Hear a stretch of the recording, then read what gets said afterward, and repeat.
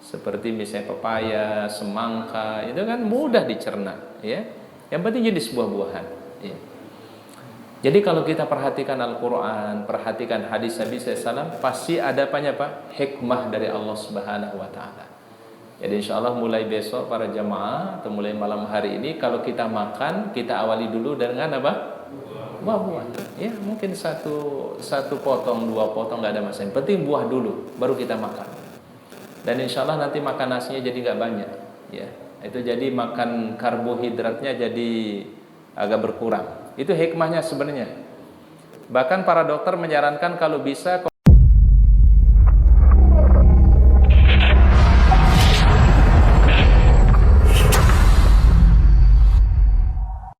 Bismillahirrahmanirrahim. Assalamualaikum warahmatullahi wabarakatuh. Alhamdulillahi rabbil alamin. Arsala rasulahu bil huda wa dinil haq lizhirahu ala ad-din kullihi wa kafa billahi shahida. Asyhadu an la ilaha illallah wahdahu la syarika lah wa asyhadu anna Muhammadan abduhu wa rasuluhu la nabiyya ba'dah.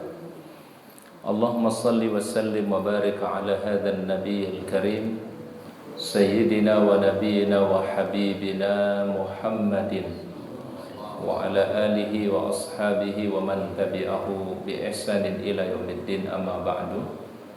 Subhanallah walhamdulillah wa la ilaha illallah wallahu akbar wa la hawla wa la quwwata illa billahil aliyil azim. Hadirin kaum muslimin rahimakumullah, alhamdulillah, marilah senantiasa kita panjatkan puji dan syukur kepada Allah Subhanahu wa taala atas segala curahan rahmatnya, karunia dan kebaikannya kepada kita semua, terutama nikmat iman dan Islam. Nikmat sehat dan kesempatan di malam hari ini kita masih diberikan waktu untuk terus menambah amal kebaikan kita. Oleh karenanya kita berharap mudah-mudahan amal kebaikan kita mendapatkan ridha dan diterima oleh Allah Subhanahu wa taala. Rabbana taqabbal minna innaka antas samiul alim wa tub alaina innaka antat tawwabur rahim. Salawat dan salam kita sampaikan kepada uswah hasanah kita, teladan kita yang mulia baginda Nabi Muhammad sallallahu alaihi wasallam. Mudah-mudahan salawat dan salam kita untuk beliau kelak pada yaumul akhir kita mendapatkan syafaat Rasulullah Muhammad sallallahu alaihi wasallam. Allahumma salli wa sallim wa barik ala sayyidina Muhammad. Hadirin kaum muslimin rahimakumullah, pada malam hari ini kita melanjutkan kajian kita dari bahasan kitab 165 kebiasaan baginda Nabi sallallahu alaihi wasallam. Insyaallah pada malam hari ini kita akan bahas mengenai bagaimana kebiasaan Rasulullah SAW ketika melakukan perjalanan safar. Ya. Jadi safar itu artinya perjalanan jauh, ya, atau melakukan sebuah perjalanan. Dari kata safara yusafiru musafaratan au safar. Ya, safar itu artinya bepergian. Ada satu ayat di dalam Al-Quran yang menjadi dasar dari safar, itu firman Allah Ta'ala dalam surat Al-Mulk atau surat Tabarak. Pada ayat yang ke-15 Allah Ta'ala firmankan, huwallazi ja'ala lakumul arda dhalulan famshu fi manakibiha wa kulu mir rizqihi wa ilaihin nusyur. Jadi artinya Allah Subhanahu wa taala menjadikan bumi ini sebagai tempat kita berjalan, ya.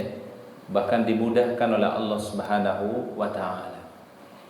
Dan Allah Subhanahu wa taala jadikan safar itu menjadi satu kebaikan. Safar itu bisa saja mendatangkan kebaikan dari Allah Subhanahu wa taala. Terlebih orang-orang yang tidak ditolak doanya, salah satunya adalah al-musafir, doa orang yang sedang safar. Thalathatun la turaddu da'watuhum.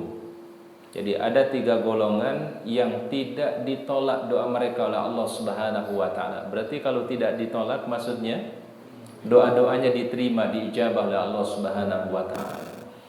Di antaranya sabda Nabi yang pertama, da'watus shaim, ya, doa orang-orang yang puasa, baik puasa yang fardu ataupun puasa yang sunnah. Ketika kita berpuasa, maka doa-doa kita sangat diijabah oleh Allah Subhanahu wa taala. Sekali lagi, ini tidak hanya berlaku pada ibadah Ramadan atau puasa Ramadan, tapi juga berlaku pada puasa-puasa sunnah. Da'watus shaim. Bahkan baginda Nabi Shallallahu Alaihi Wasallam begitu senang ketika diangkat amal beliau dalam keadaan berpuasa. Fa uhibbu ayyurfa amali wa ana shaimun. Terutama hari Senin dan hari Kamis. Turfahu fiha al-a'mal ila rabbil alamin. Waktu diangkatnya amal-amal kita kepada Allah Subhanahu wa taala. Maka Rasul katakan, fa ana uhibbu ayyurfa amali wa ana shaim. Senang sekali aku diangkat amalku kepada Allah sedangkan keadaanku dalam keadaan apa? Berpuasa. Ya. Karena doa orang yang berpuasa tidak ditolak oleh Allah Subhanahu wa taala dari pagi sampai waktu maghrib. Kemudian yang kedua adalah da'watul musafir, doa orang yang musafir, bepergian, apalagi dalam rangka ketaatan kepada Allah, ya. Nanti para ulama itu membagi hukum safar itu ada 5, ya. Hukum safar itu ada 5 sesuai dengan hukum fikihnya. Bisa jadi hukum safar itu wajib, bisa jadi hukumnya sunnah, bisa jadi hukumnya makruh, bisa jadi hukumnya haram, ada juga yang hukumnya mubah. Disebut dengan ahkamul khamsah. Ya, jadi hukum Islam itu kan ada 5, ya. Wajib, kemudian sunnah, haram, makruh, yang kelima itu mubah, ya. Kapan safar itu menjadi wajib? As-safarul wajib, kata para ulama, apabila dalam rangka memenuhi panggilan Allah melaksanakan rukun Islam yang kelima, yaitu menunaikan ibadah haji. Maka hukum safarnya wajib. Yang sehat badannya, yang mampu secara finansial, dan amnut thariq, aman perjalanan menuju tanah suci, maka hukum bepergiannya menjadi wajib. Yang kedua, safar itu bisa hukumnya sunnah, ya. Kapan itu? Misalnya apabila safar dalam rangka bersilaturahim, safar dalam rangka untuk tarwihun nafs, ya. Kalau bahasa kita itu refreshing, ya, supaya tidak terlalu istilahnya pikiran biar lebih fresh, itu hukumnya sunnah, ya. Kemudian yang ketiga, safar itu bisa jadi hukumnya haram. Kapan itu? Apabila itu merupakan dalam rangka kemaksiatan kepada Allah Subhanahu wa taala, hukum safarnya jadi haram. Bisa menjadi hukumnya makruh, ya, yaitu apabila orang safarnya di malam hari sendirian tanpa membawa teman atau tidak sama sahabatnya atau temannya, maka itu safarnya hukumnya makruh demi menjaga keselamatan jiwa seseorang, ya. Kemudian ada safar namanya mubah, ya. Mubah itu seperti orang berdagang, berbisnis, atau dia tugas kerja, itu namanya safarnya mubah. Nah, safar pada dasarnya itu adalah doa-doanya diterima oleh Allah Subhanahu wa taala, da'watul musafir. Kemudian yang ketiga adalah golongan yang tidak ditolak doanya oleh Allah atau diijabah doanya oleh taala, da'watul walid liwaladihi, doa orang tua kepada anak-anaknya, kepada anak keluarga keturunannya, doa mereka tidak ditolak oleh Allah Subhanahu wa taala. Maka para ulama menjelaskan, Imam Asy-Syafi'i di dalam beberapa qaul beliau menjelaskan ada beberapa petunjuk dari Nabi SAW bagaimana ketika kita bersafar atau bepergian. Yang pertama, kata beliau, berdasarkan hadis-hadis Rasulullah Sallallahu Alaihi Wasallam, pertama yang dianjurkan adalah seorang yang mau safar dianjurkan untuk berpamitan, ya, dianjurkan untuk apa?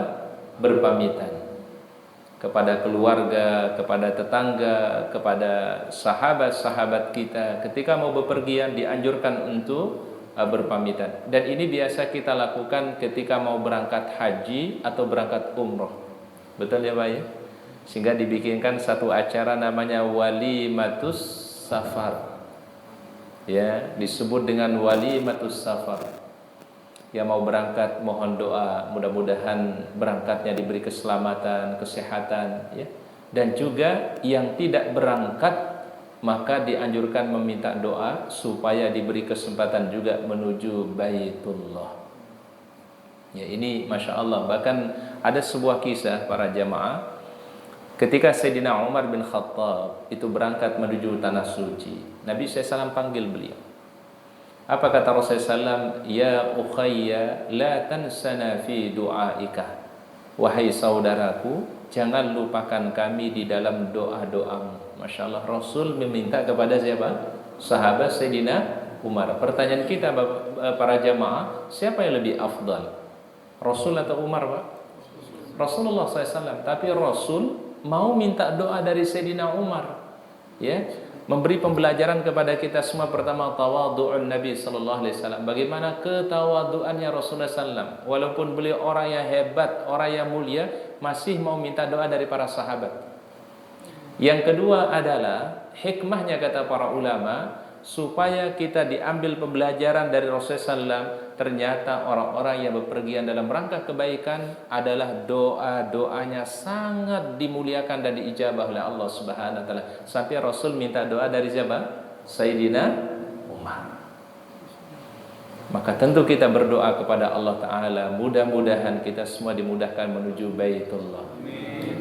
Ya, karena kita sudah 2 tahun ini tidak bisa ke sana para jemaah. Ya, sekarang harta cukup, sehat badan, belum tentu bisa sampai sana. Betul? Ya, kalau tidak ada kesempatan ke sana ya nggak bisa. Ya. Dan ini memang wabah ini menjadi salah satu asbab yang akhirnya kita ini sampai tidak bisa menuju ke tanah suci. Ya, jadi mungkin bisa jadi kita punya uang, punya duit, ya, sehat badan kita, tapi kalau tidak aman perjalanan kita, ya nggak bisa, Pak.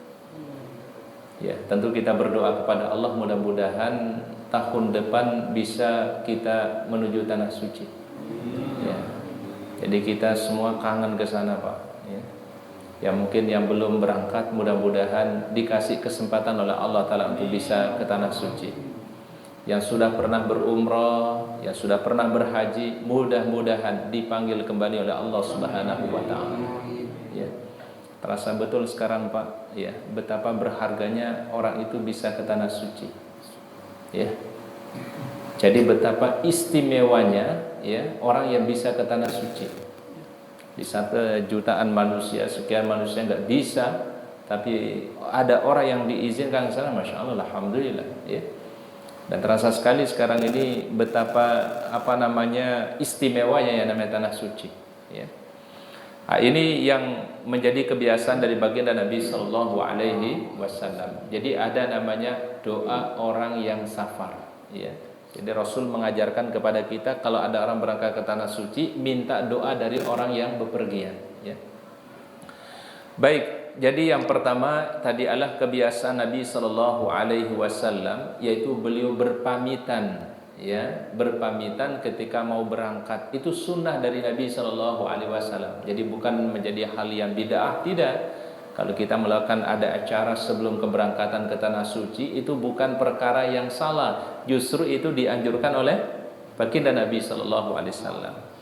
Kemudian yang kedua adalah disunnahkan oleh Nabi Sallallahu Alaihi Wasallam orang yang berangkat itu untuk berdoa kepada Allah dengan ucapan Astaghfirullah-alladzi la tadhi'u wada'i'uhu. Ini doa Nabi SAW. Jadi yang kita mau berangkat berdoa kepada Allah. Astaghfirullah, aku titipkan kepada Allah semua yang aku miliki, harta, rumah, anak, keluarga kita titipkan semua kepada Allah. Alladzi la tadhi'u wada'i'uhu. Ya Allah Ta'ala tidak sia-siakan titipannya.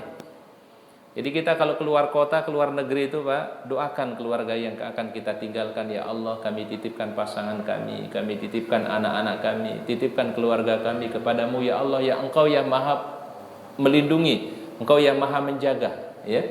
Karena biasanya paling berat itu adalah ketika berangkat meninggalkan orang yang di rumah, ya. Inilah yang dulu kalau kita baca sirahnya itu Nabi Ibrahim alaihissalam.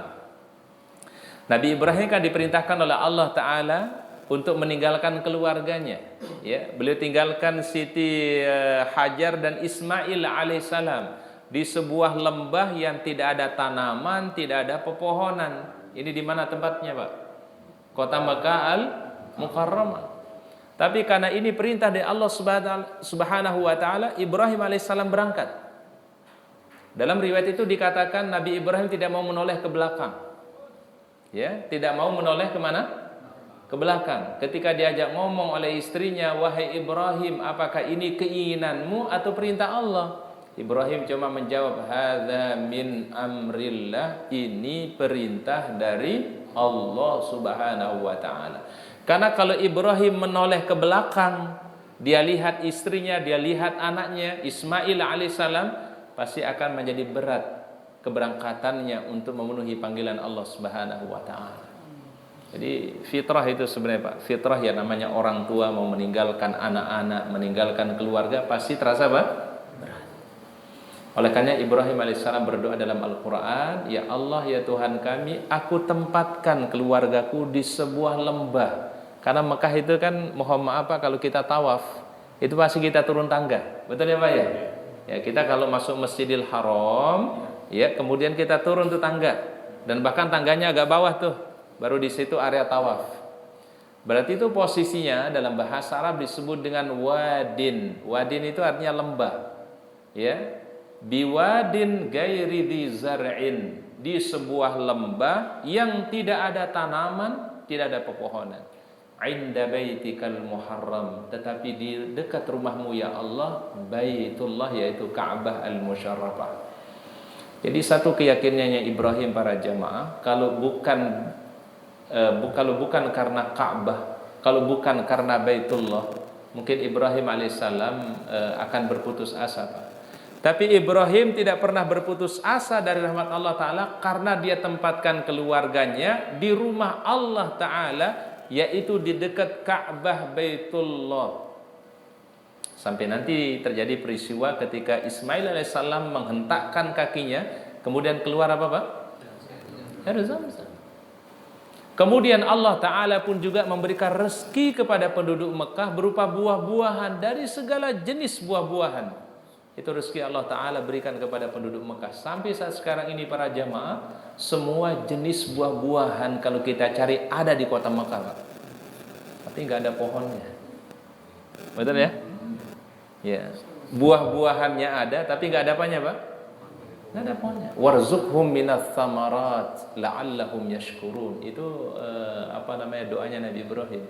Ya Allah, berikanlah rezeki kepada penduduk Mekah berupa buah-buahan yang melimpah, la'allahum yashkurun, supaya mereka selalu bersyukur kepada Allah.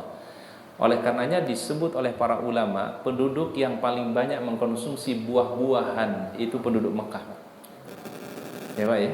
Sesuai dengan doanya Nabi siapa Pak? Ibrahim. Padahal kalau kita cari pohonnya, ada nggak Pak pohonnya Pak? Buah semangka ada nggak di Mekah Pak? Ada. Semangkanya gede lagi Pak. Ini lebih gede dari meja ini Pak, semangkanya Pak. Ya, mungkin kalau kita pernah umroh haji ya, semangkanya lebih gede dari meja ini Pak. Ya, tapi cari pohonnya ada nggak? Durian ada, semangka, apa aja kita cari.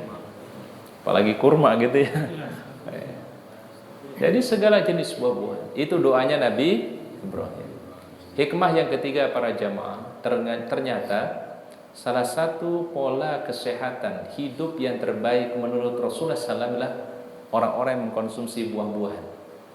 Makanya Al-Quran menyebutkan ketika Allah Ta'ala gambarkan tentang ahlul jannah, wa amdadnahum bifakihatin walahmin mimma yashtahun, kami berikan kepada penghuni surga itu berupa buah-buahan dan daging yang mereka sukai.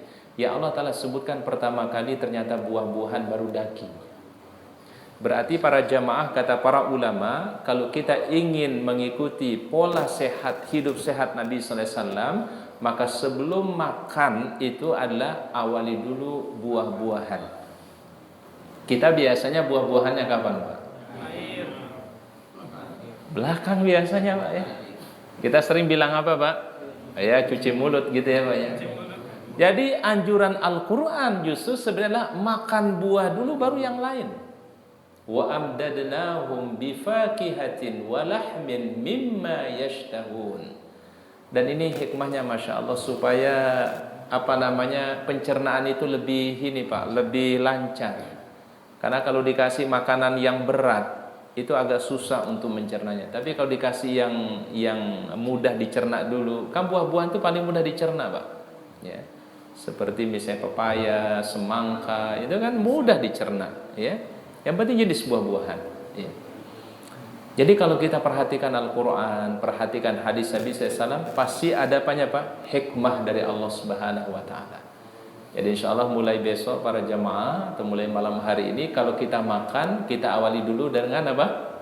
Buah-buahan. Ya mungkin satu potong, 2 potong nggak ada masalah. Yang penting buah dulu, baru kita makan. Dan insya Allah nanti makan nasinya jadi nggak banyak, ya. Itu jadi makan karbohidratnya jadi agak berkurang. Itu hikmahnya sebenarnya.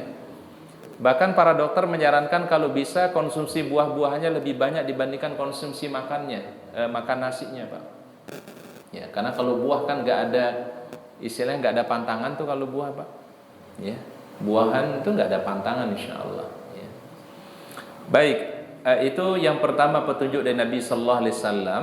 Ya. Kemudian yang berikutnya, mendoakan bagi orang yang mau bepergian. Jadi yang bepergian kita doakan, Pak. Kalau tadi yang bepergian mendoakan keluarganya, mendoakan yang ditinggalkan, sekarang kita akan mendoakan yang akan berangkat. Apa doanya?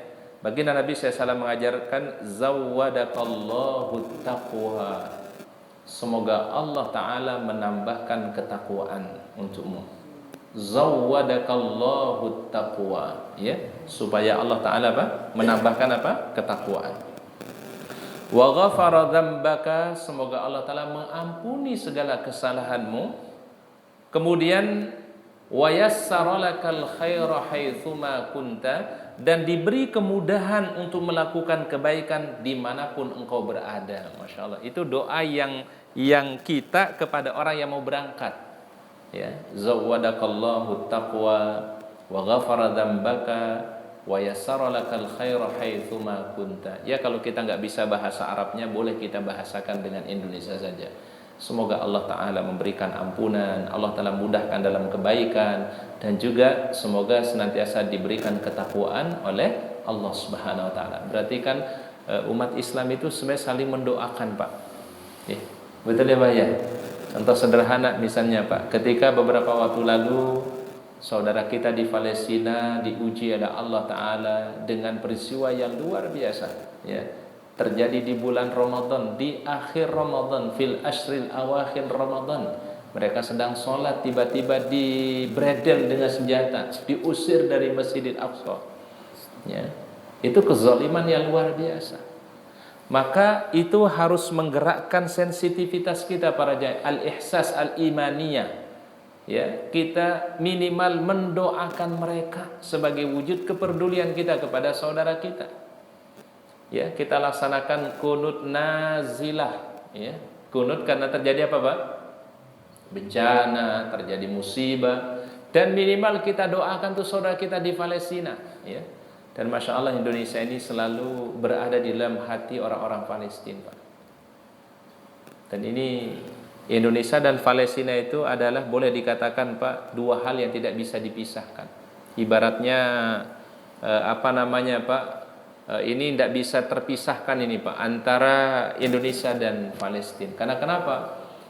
Kita tinjau dari segi syariah dulu ya, Pak ya, sebelum secara historisnya, Pak. Pertama adalah peristiwa Isra dan Mi'rajnya Nabi Sallallahu Alaihi Wasallam itu terjadi di Masjidil Aqsa. Betul ya, Pak ya? Kalau kita peringatkan Isra dan Mi'rajnya Nabi, itu pasti Masjidil Haram dan Masjidil Aqsa. Gak bisa terpisahkan, Pak. Yang kedua, kiblat kita, kiblat kaum muslimin pertama kali sebelum Masjidil Haram itu kala Aqsa dulu, Pak. Baru setelah itu kemudian Nabi SAW memohon kepada Allah Ta'ala supaya dipindahkan kiblat dari Al-Aqsa menuju Masjidil Haram. Disebabkan karena kenapa? Orang-orang Yahudi mencibiri Nabi SAW, tuh Muhammad dan sahabat-sahabatnya, salat menghadap kiblat kita, maksudnya menghadap ke Baitul Maqdis, karena orang Yahudi juga kiblatnya ke arah sana, Pak. Maka kemudian Nabi nggak senang mendengarnya. Beliau berdoa berbulan-bulan, berdoa kepada Allah Ta'ala, mengangkat kedua tangan beliau, sampailah turun ayat Al-Quran, fawalli wajhaka syatral masjidil haram. Maka di Madinah itu ada satu masjid yang disebut dengan Masjid Qiblataini. Masjid apa? Qiblataini. Masjid dua kiblat. Sebagiannya salat mengarah ke Al-Aqsa, sebagiannya mengarah ke Masjidil Haram. Jadi nggak bisa terpisahkan, Pak. Itu secara agama, secara syariah. Apalagi secara historis, ya.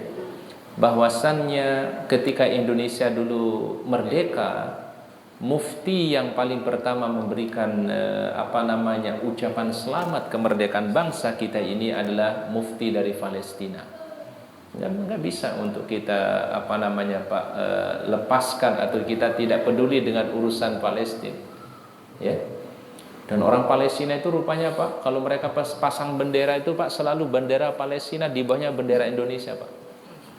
Jadi artinya mereka sudah memiliki ikatan yang luar biasa. Dan Masya Allah, Alhamdulillah, Pak, masyarakat Indonesia atau kita, ya, beberapa istilahnya lembaga sosial di Indonesia ini, Pak, itu membuat satu mustashfa, satu rumah sakit besar di Palestina, Pak. Namanya Mustashfa Indonesia, ya, rumah sakit apa? Indonesia itu ada di Palestina, Pak. Masya Allah, ini kontribusi yang luar biasa. Sekecil apapun, insya Allah, mudah-mudahan Allah Ta'ala membalasnya lebih baik. Minimal itu para jamaah jadi saksi nanti di hadapan Allah Ta'ala bahwasanya kita punya ikatan yang kuat dengan Palestina, ikatan agama dan juga ikatan secara historis, ya Pak, ya. Baik, kemudian kebiasaan baginda Nabi SAW berikutnya yang ketiga adalah apabila beliau akan bepergian, shalla rak'ataini, beliau mengerjakan salat sunnah 2 rakaat. Disebut dengan salatus safar. Salat safar. Jadi setiap kita mau keluar rumah, mau bepergian, apalagi bepergian jauh, disunnahkan Nabi SAW melakukan salat sunnah 2 rakaat. Ini ada hikmahnya para jamaah, supaya pertama adalah kita selalu memiliki hubungan dengan Allah Ta'ala, selalu memiliki koneksi dengan Allah, kapanpun dan dimanapun. Apalagi kita mau bepergian jauh, jangan lupa sholat, ya. Walaupun hukumnya sunnah. Ini memang bukan wajib, Pak. Hukumnya sunnah. Tapi itu menjadi bukti koneksi seorang hamba dengan Allah, hubungan seorang hamba dengan Allah Ta'ala. Bahkan baginda Rasul mengatakan dalam hadis sahih, wa khairu a'malikum as-salat, sebaik-baik amal kalian itu adalah salat. Salat itu amal yang paling terbaik. Salat itu amal yang paling mulia di sisi Allah Subhanahu wa taala. Karena kenapa? Salat itu di dalamnya ada bacaan Al-Qur'an. Bahkan yang dibaca adalah Ummul Quran Al-Fatihah. Itu hikmahnya, Pak. Kenapa sholat dikatakan yang paling terbaik amal kita? Karena di dalamnya ada apa? Bacaan Ummul Quran Al-Fatihah. Yang kedua, kenapa sholat itu menjadi yang terbaik kata para ulama? Karena ketika kita salat, di situ ada pengagungan kepada Allah Subhanahu wa taala. Subhana rabbiyal azimi wa bihamdihi. Ketika kita ruku itu, Pak, itu kan kita mengagungkan Allah. Subhana rabbiyal azimi wa bihamdi. Yang ketiga, kenapa salat menjadi terbaik? Karena ada kondisi di mana kita paling dekat kepada Allah Ta'ala, sedekat-dekat hamba di sisi Allah, ketika dalam keadaan bersujud, fa'aksiru fihi du'a. Disitulah waktu yang sangat diijabah untuk bermunajat, berdoa kepada Allah. Ada bacaan Al-Qur'annya, ada rukunya, dan ada sujudnya. Wa khairu a'malikum as-salat. Jadi amal yang paling terbaik, amal yang paling mulia adalah apa? Maka mari para jamaah kita nikmati sujud kita kepada Allah. Jadi pas kita sujud, kita nikmati sujud itu kepada Allah Ta'ala. Karena kenapa? Karena sesungguhnya nanti pada hari kiamat, penyesalan yang paling besar manusia itu adalah ketika dulu di dunia gak mau bersujud. Itu penyesalan manusia, Pak. Makanya kita bersyukur, alhamdulillah kita jadi orang-orang yang beriman kepada Allah, beriman kepada Rasul, dan kita sujudkan wajah kita di dunia ini. Karena nanti pada hari kiamat banyak manusia yang menyesal gara-gara dulu di dunia tidak bersujud kepada Allah. Maka kita nikmati sujud itu para jamaah. Ya, kita perbanyak mohon kita, perbanyak doa-doa kita waktu dalam keadaan apa? Kan ada doa yang paling terbaik kata para ulama. Selain membaca subhana rabbiyal a'la bihamdihi, bacalah Allahumma inni as'aluka husnal khatimah. Ini yang terus kita minta para jamaah. Allahumma inni as'aluka husnal khatimah. Ya Allah, aku mohon akhir hidup yang baik. Berapa banyak kita baca? Sebanyak-banyaknya. Semaksimal mungkin kita minta kepada Allah, terutama waktu dalam keadaan sujud. Apa doanya, Pak? Allahumma inni as'aluka husnal khatimah. Kan pendek doanya ya, Pak ya. Ya Allah, aku mohon kepadamu akhir kehidupan yang baik. Nah, itu sunnah Nabi SAW tadi ya. Kemudian berikutnya adalah di antara anjuran Nabi SAW ketika bepergian itu adalah carilah teman yang baik untuk bepergian. Carilah teman yang soleh untuk bepergian. Karena kenapa? Supaya dalam bepergian kita itu saling mengingatkan. Minimal, Pak, kalau kita bepergian dengan teman-teman yang baik, kita diingatkan untuk sholat. Betul ya, Pak ya? Karena kan orang kalau pergian terkadang bisa lupa, Pak. Lupa sholat, lupa ibadah ya. Tapi kalau kita punya teman baik, teman yang soleh, minimal, aduh Masya Allah teman saya sholat, udah kita ikut sholat. Makanya Rasulullah SAW mengatakan mathalul jalisis salih wa mathali jalisis su kaba'iil miski wa nafihil kir, sabda Nabi SAW. Jadi ada teman yang saleh, itu perumpamanya kata Nabi sama seperti penjual minyak wangi, kaba'iil misk, seperti penjual apa? Minyak wangi. Apa maksudnya Nabi SAW? Kalau kita nggak bisa beli minyak wanginya, kita tidak bisa beli parfumnya, minimal kita dikasih apa, Pak? Testernya lah, Pak ya. Wah, ini nggak bisa beli minyak wangi, udah dikasih testernya. Artinya apa? Minimal kita kecium aroma yang bagus. Tuh Masya Allah Bapak si A, si Fulan ini orangnya baik. Karena dilihat berteman dengan orang-orang baik. Disebut dengan al-jalisus salih. Dan kita disuruh bersahabat itu, Pak, janganlah engkau bersahabat dekat kecuali dengan orang beriman. Ini pesan Nabi SAW. Wala tusahib illa mu'minan. Jangan bersahabat, jangan berteman dekat kecuali dengan orang-orang mukmin. Ustaz, berarti ini kita tidak boleh dong kalau berteman dekat dengan orang di luar Islam. Iya. Tapi kalau urusan bisnis, urusan dagang, urusan muamalah, silakan, Pak. Tapi untuk menjadikan teman dekat, apalagi nanti biasanya kalau teman dekat itu kan gak enakan ya, Pak ya. Betul gak, Pak? Kalau sudah namanya teman dekat itu kan jadi gak enak kita ya. Akhirnya apa yang terjadi? Bisa saja karena mungkin ya dalam acara akidahnya atau acara keagamaannya, akhirnya kita ikut-ikutan, Pak. Karena kenapa? Gak enak. Gak enak sama siapa? Sama teman kita. Itu kalau dijadikan teman dekat. Itu yang dilarang oleh Nabi SAW. La tusahib illa mu'minan. Jangan engkau jadikan sahabat dekatmu itu kecuali siapa? Kecuali orang beriman. supaya tidak merusak akidah kita, tidak merusak apa yang kita yakini. Tetapi dalam agama Islam mengajarkan kita untuk selalu toleransi kepada siapapun. Lakum dinukum waliyadin. Ya, jadi ini perintah Rasulullah sallallahu alaihi wasallam. La tusahib illa wa la ya'kulu ta'amaka illa taqi. Dan jangan yang memakan makananmu kecuali orang-orang yang baik, orang-orang yang saleh. Makanya para jamaah, kenapa kita dianjurkan memberikan makanan berbuka bagi orang berpuasa? Betul Pak ya? Kita disunahkan untuk memberi makanan berbuka bagi siapa Pak? Puasa. Janganlah yang memakan makananmu kecuali orang-orang bertakwa, orang-orang yang saleh, orang-orang yang baik. Minimal dia doakan, ya Allah, mudah-mudahan kepada Bapak si Fulan yang telah memberikan makanan pada hari ini, Allah Ta'ala balas dengan rezeki yang barokah, kesehatan, jazakallahu khairan, dibalas oleh Allah Ta'ala yang lebih baik. Itu minimal doa yang akan keluar Pak. Ya Pak ya? Karena orang yang soleh, orang yang bertakwa, dia tahu diri. Tahu diri Pak. Karena kenapa?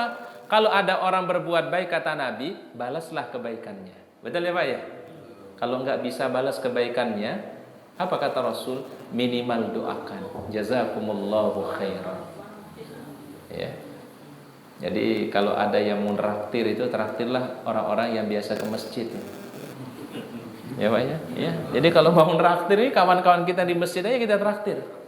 Yang jelas gitu lah Pak. Yang jelas ya dia rajin ke masjid, rajin ibadah.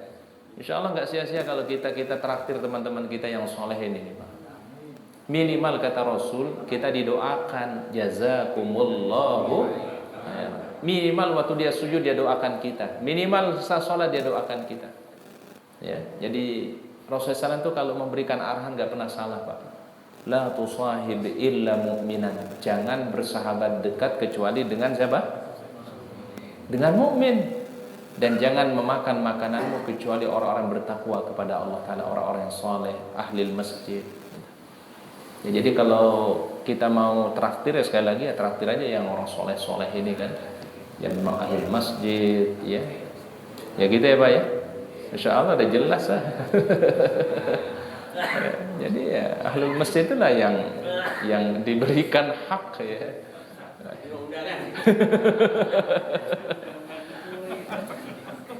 Jadi ini Rasulullah SAW menganjurkan ya. Keberkahan Allah Ta'ala berikan insya Allah ya. Dan tidak akan berkurang sedikit pun rezeki ketika kita berikan untuk teman-teman kita yang soleh ya. Baik, kemudian berikutnya, jadi dalam safar pun juga itu Pak, disuruh kita cari teman yang baik kalau bepergian Pak. Dan Rasul menganjurkan memilih kepala rombongan Pak. Kalau jumlah yang berangkat tuh lebih dari 2 orang ya, mungkin 3 orang, 5 orang, 10 orang, harus ada Pak, Amirus Safar namanya Pak. Apa Amirus Safar Pak? Pemimpin. Dan ini yang sering dipakai kalau orang berangkat haji Pak. Ya. Penyelenggara haji Indonesia itu kalau di sana di tanah suci itu satu rombongan tuh pasti ada apanya Pak? Ada amirnya. Apa istilahnya itu kalau di haji itu Pak? Haji reguler apa namanya itu Pak? Ketua regu. Iya, ketua regu ya Pak ya. Kan satu regu itu berapa biasanya Pak kalau haji reguler Pak? Satu regu itu berapa Pak? Ini berarti jamaah ini haji plus semua kayaknya ini. Misalnya Pak Haji ini di kiri kanan kayaknya haji plus semua, ini nggak pernah pakai reguler kayaknya ini haji plus ya. Satu regu itu bisa sampai mungkin ratusan orang tuh. Ya tergantung kloternya berapa. Ya. Kalau satu kloter tuh banyak Pak. Nanti satu kloter tuh dibagi berapa regu lagi Pak. Nah satu regu itu pasti ada amirnya Pak. Namanya ketua regu atau ketua rombongan. Dalam bahasa hadisnya Amirus Safar. Ya, amir itu apa nih amir Pak? Pimpinan. Jadi kalau bepergian itu harus pilih pemimpin kita. Baik, kemudian sunnah Nabi SAW berikutnya, petunjuk Rasulullah SAW berikutnya adalah Rasulullah SAW itu bepergian itu lebih awal, berangkat lebih awal. Jadi kalau bisa pergian itu lebih awal Pak. Ya, namanya bukrotan, ya, di pagi hari. Jadi kalau mau berangkat itu lebih awal. Itu sunnah Nabi SAW. Dan beliau biasanya memilih bepergian itu yaumul khamis, hari Kamis. Beliau senang itu Rasul kalau bepergian itu hari Kamis Pak. Jadi dari sekian safarnya Nabi SAW itu Pak, beliau selalu memilih itu hari Kamis. Itu Nabi SAW. Tapi ini bukan wajib ya Pak ya. Ya kalau kita memang darurat ya Pak Haji ya. Ini kan harinya Selasa. Masa kita tunggu sampai Kamis dulu ya kan enggak ya. Tapi artinya adalah Rasul kalau bepergian lebih senang memilih apa Pak? Hari Kamis. Dulu ada satu biro perjalanan umroh itu Pak. Saya pernah ikuti bironya itu Pak. Pernah kita bimbing di situ. Selalu berangkatnya itu hari Kamis Pak. Selalu berangkat hari Kamis. Saya tanya sama ownernya, pemiliknya, Pak Haji gimana asbabnya ini? Kenapa jamaah banyak diberangkatkan hari Kamis? Ternyata beliau ini pernah mengkaji sirah Nabi Shallallahu Alaihi Wasallam. Rasulullah SAW itu bepergian safar itu hari apa Pak? Kamis. Masya Allah. Travelnya juga barokah juga jadinya Pak. Ya, selama insya Allah niatnya mengikuti anjuran Nabi, mengikuti apa yang disunah Nabi SAW, insya Allah ada keberkahannya Pak. Ya. Jadi kalau ada pun jamaahnya berkeinginan berangkat daftar itu di hari ini Pak, itu kalau dia mau ya silakan, kalau enggak. Tapi dia berupaya berangkatnya Kamis ya. Sampai gitu Pak. Ya. Hanya ingin mengikuti apa Pak? Anjuran Nabi Shallallahu Alaihi Wasallam. Tapi sekali lagi ini bukan hukumnya wajib. Itu lebih afdal sebenarnya kalau bepergiannya hari Kamis. Ya. Ini tafaulan namanya Pak, supaya mendapatkan keberkahan dari Rasulullah Sallallahu Alaihi Wasallam. Kemudian Nabi Sallallahu Alaihi Wasallam apabila beliau bepergian, beliau mengawali ketika keluar dari rumah dengan ucapan Bismillah tawakkaltu 'ala Allah la haula wala quwwata illa billah. Kemudian beliau ucapkan kalimat takbir sebanyak 3 kali. Allahu Akbar, Allahu Akbar, Allahu Akbar. Ketika di kendaraan, kemudian beliau membaca Subhanalladzi sakhkhara lana hadza wa ma kunna lahu mukrinin wa inna ila rabbina lamunqalibun. Di surat Az-Zukhruf ayat 13 dan 14. Nanti bisa dicek para jamaah di surat Az-Zukhruf surat 43 ayat yang ke-13 dan ayat yang ke-14 ya. Ucapannya Subhanalladzi sakhkhara lana hadza wa ma kunna lahu mukrinin wa inna ila rabbina lamunqalibun. Ini untuk semua transportasi Pak, baik darat, laut ataupun udara. Ini umum. Tapi kalau untuk transportasi laut itu doanya Nabi Nuh alaihi salam. Bismillahimajriha wa mursaha inna rabbi laghafurur rahim. Bisa dipahami beda dua doa ini Pak?